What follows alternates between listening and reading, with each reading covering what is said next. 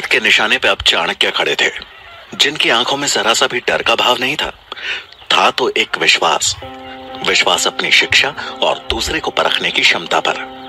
पब्बत आखिरी चेतावनी देते हुए चिल्लाया, मृत्यु से पहले कोई अंतिम इच्छा हो तो बता दीजिए। यह सुन चाणक्य एक विश्वास भरी मुस्कान के साथ बोले, मृत्यु में अभी समय है, तुम निशाना साधो। पब्बत ने क्रोध में आते हुए धनुष की रस्सी तान ली और अपने आप को स्थिर करते हुए अगले ही पल तीर धनुष से छोड़ दिया। तीर बिजली की गति से चाणक्य की तरफ बढ़ा, लेकिन अगले ही पल वो तीर निशाना चूक चाणक्य के बगल से होता हुआ निकल गया। यह देख पब्बत अंदर से जैसे जल उठा। पब्बत ने तीर तो पूर्ण विश्वास के साथ चलाया था, लेकिन परिणाम उसके सामने था। उसका निशाना दोबारा चूक गया था, लेकिन चाणक्य के चेहरे पर एक आत्मविश्वास था, मानो उन्हें पहले से ही पता था कि परिणाम क्या होने वाला है। एक अचूक निशाने के लिए सबसे जरूरी होती है एकाग्रता, और इसी की कमी पब्बत में उन्होंने पहले ही पढ़ ली थी।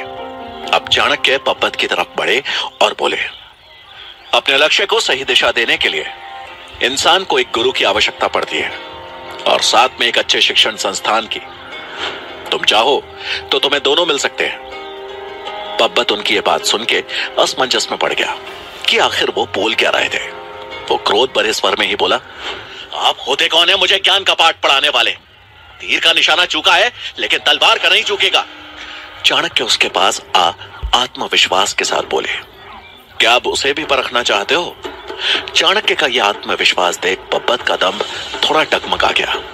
चाणक्य ने यह भांप लिया और अपनी बात को आगे बढ़ाते हुए बोले, मेरा नाम चाणक्य है और मैं तक्षशिला में आचार्य हूं।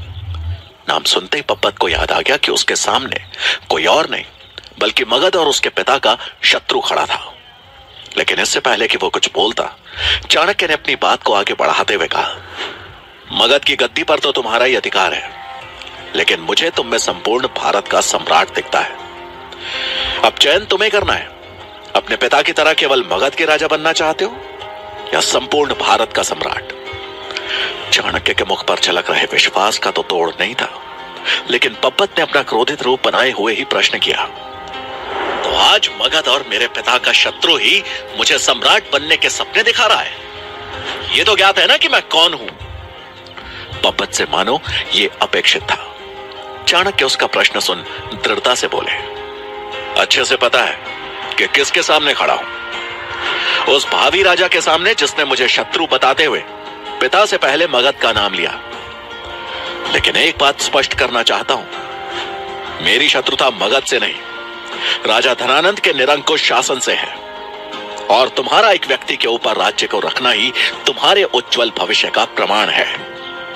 चाणक्य की बात सुन पब्बत को यह तो एहसास होने लगा कि उसके सामने उसके पिता को चुनौती देने वाला कोई नाकारा दरिद्र ब्राह्मण नहीं, बल्कि एक ऐसा सुलझा आदमी था जिसकी हर बात में उसका लक्ष्य और अनुभव झलक रहा था। पब्बत उनको आंख ही रहा था कि तभी एक तरफ से घोड़ों के टाप की आवाज सुनाई दी।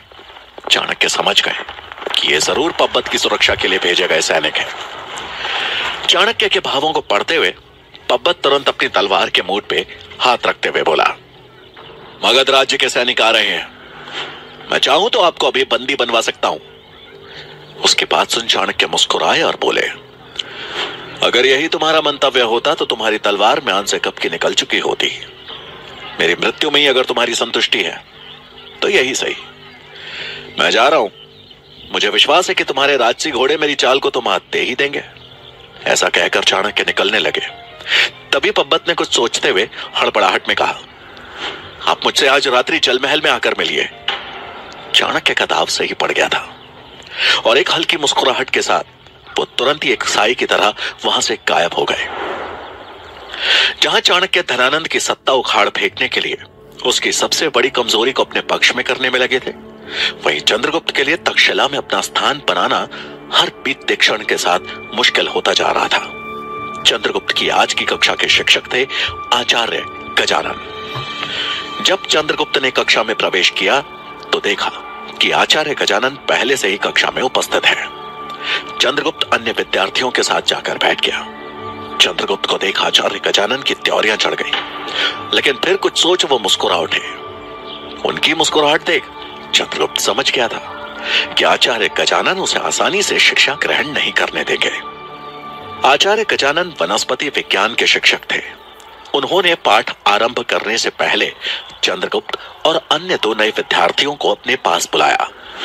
आचार्य गजानन के बुलाने पर चंद्रगुप्त घबरा गया, क्योंकि वह अच्छी तरह जानता था कि आचार्य उसे पसंद नहीं करते, लेकिन वो उसके गुरु थे और उनकी आज्ञा मानना उसका धर्म था। आखिरकार वो अपने स्थान से उठा और डरते डरते आचार्य के पास पहुंचा।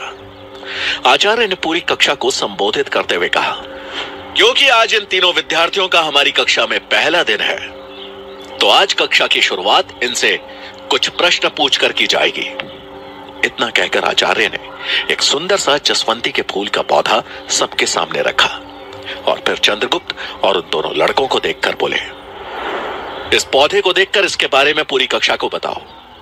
चंद्रगुप्त ने देखा कि उस छोटे से पौधे में जसवंती के 2-4 फूल खिले हुए थे, जिस कारण देखने में वो पौधा प्यारा लग रहा था। लेकिन उस पौधे का कुछ भाग सड़ने लगा था और वहां जो पत्तियां लगी थी वो पीली पड़ रही थी और उस पौधे की शोभा को बिगाड़ रही थी।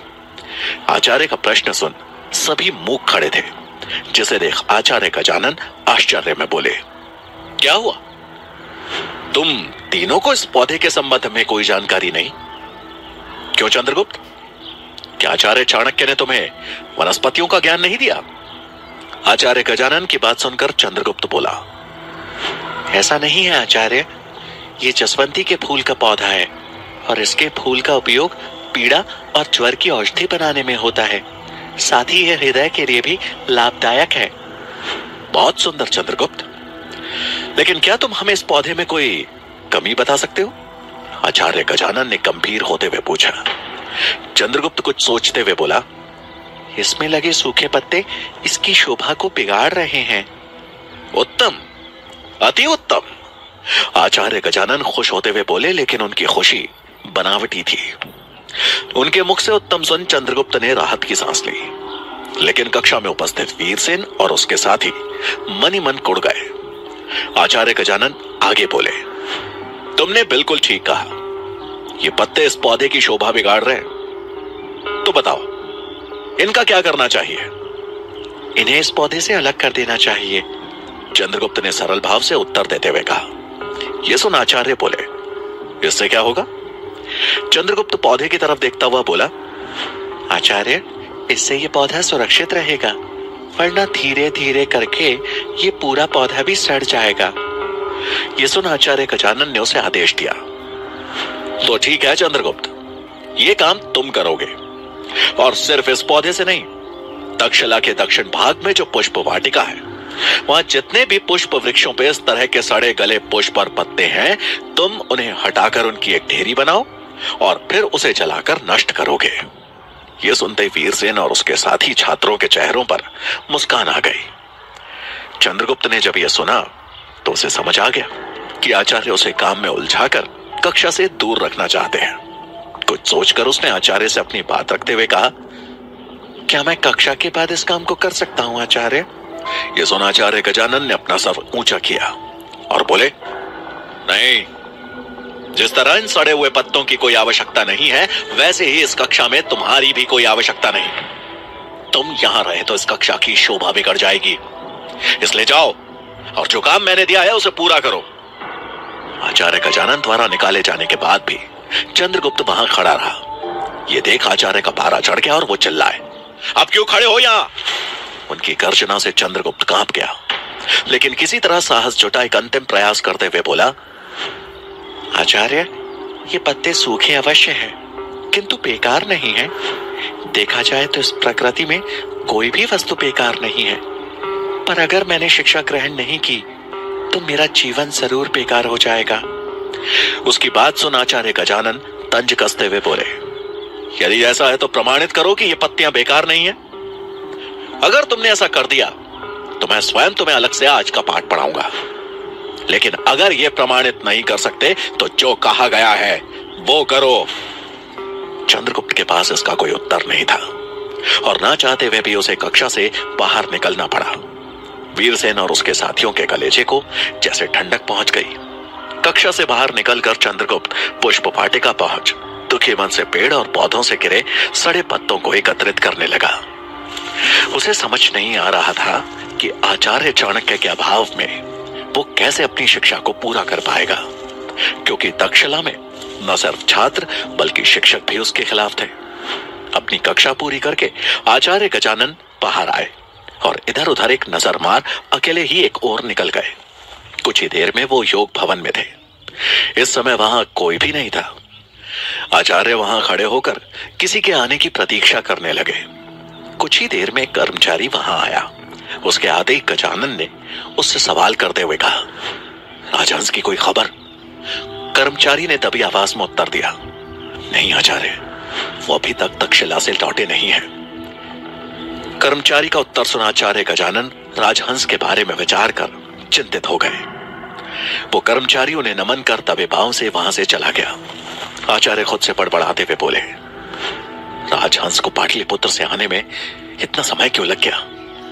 कहीं वो किसी मुसीबत में तो नहीं फंस गया है? मुझे शीघ्र अतिशीघ्र उसके बारे में पता करना होगा।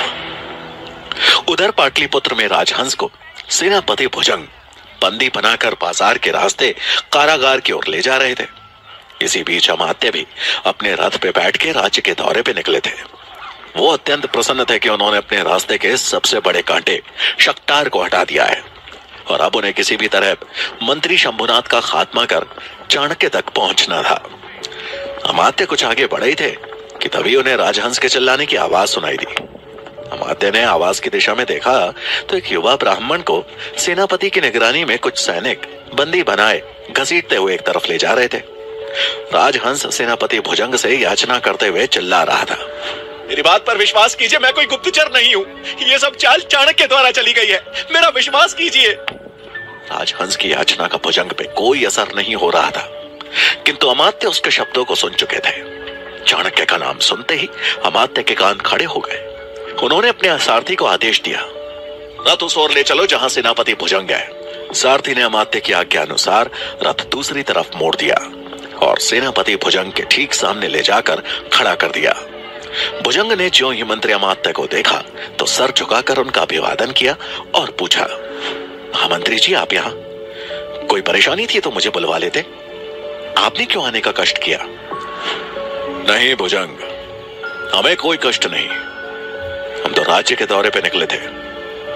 लेकिन तुम बताओ, इस दीनहीन ब्राह्मण को लेकर कहां जा रहे हो? अमात्य का प्रश्न सुन भुजंग बोले, महामंत्री जी, ये कोई ब्राह्मण नहीं बल्कि एक गुप्तचर है। हमारा ध्यान भंग कर पाटलिपुत्र में प्रवेश करने की चेष्टा कर रहा था। भुजंग की बात अभी पूरी भी नहीं हुई थी कि राजहंस चिल्लाते हुए बोला, मैं कोई गुप्तचर नहीं बल्कि तक्षशिला के आचार्य गजानन का शिष्य हूं। उसकी बात सुन अमात्य हैरानी में बोले, यदि तुम तक्षशिला से हो तो यहां किस काम से आए थे?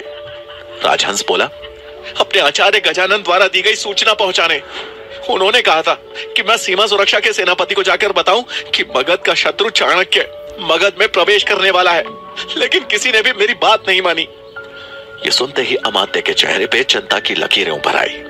उन्होंने भुजंग से पूछा, तुम्हें किसने कहा कि यह व्यक्ति एक गुप्तचर है? गांधार से आए व्यापारियों ने इसकी पुष्टि की है, सेनापति ने जवाब दिया। अमात्य ने आगे पूछा, क्या तुम्हें इसके पास कोई संदेहजनक वस्तु प्राप्त हुई?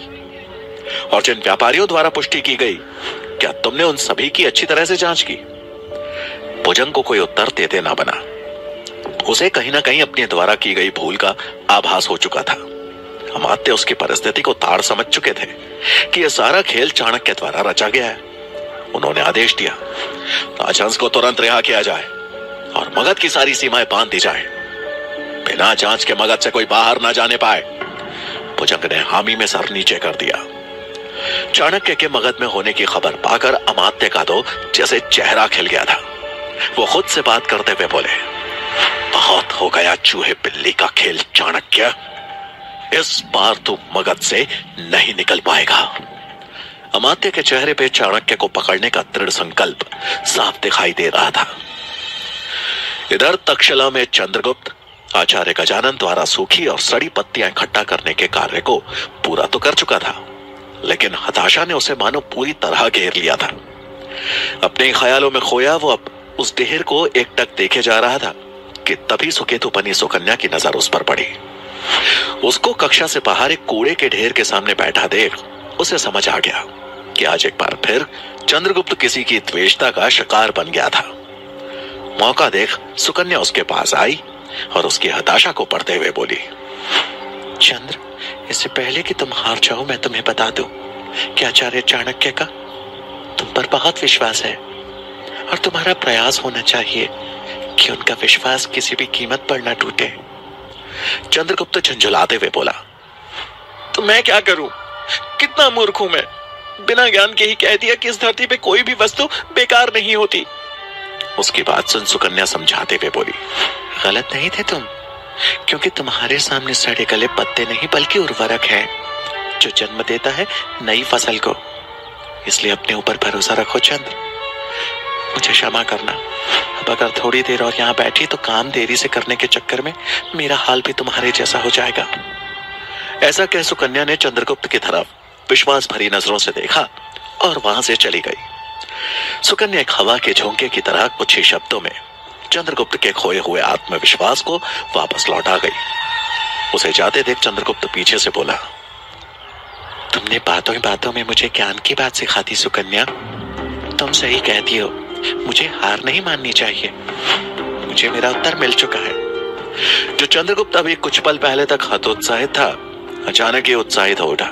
सुकन्या उसके ओर पलट मुस्कुराई और आगे बढ़ गई। जहां सुकन्या की मदद पाकर चंद्रगुप्त का खोया उत्साह वापस आ गया था, वहीं दूसरी तरफ पब्बत को अपने पक्ष में करने की जिम्मेदारी लिए आचार्य चाणक्य अपने जीवन को दांव पे लगाकर सावधानी से जल महल की तरफ बढ़ रहे थे।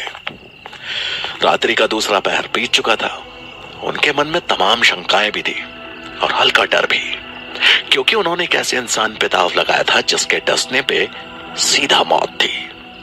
आचार्य चाणक्य जल महल के बाहर पहुंच सैनिकों से बचते हुए अंदर जाने का गुप्त मार्ग खोजने लगे। कुछ ही क्षणों में उनकी ये खोज पूरी हो गई। वो तुरंत ही बड़ी सावधानी से उस गुप्त मार्ग से जल महल में प्रवेश कर गए। सैनिकों की दृष्टि से बचते हुए चाणक्य आगे तो बढ़ गए, लेकिन पूरे जल महल में सन्नाटा पसरा देख असमंजस में पड़ गए। इससे पहले कि वो स्थिति को अच्छे से भांप पाते कि तभी द्वार बंद होने की आवाज उनके कानों में पड़ी। आवाज सुन चाणक्य पीछे पलटे तो ये देख हैरान रह गए कि किसी ने उस गुप्त द्वार के दरवाजे को भी बंद कर दिया था। आचार्य दबे पांव बड़ी चालाकी से पब्बत के कक्ष की ओर बढ़ने लगे, लेकिन तभी जैसे उन्हें वहां छाई हुई खामोशी चुभने लगी। कुछ सोचते हुए आचार्य ने एक बार अपनी दृष्टि चारों तरफ घुमाई और बड़ी सतर्कता के साथ आगे बढ़े। कुछ दूर आगे बढ़ने पर आचार्य ने देखा कि आगे के मार्ग पर अंधेरा ही अंधेरा था। आचार्य पीछे मुड़े ही थे कि तभी अचानक किसी ने उनके पीछे जल रही सभी मशालें बुझा दी। किसी हमले की आशंका से आचार्य कोने में जाकर छिप गए। अब पूरे जल महल में घनघोर अंधेरा छा चुका था।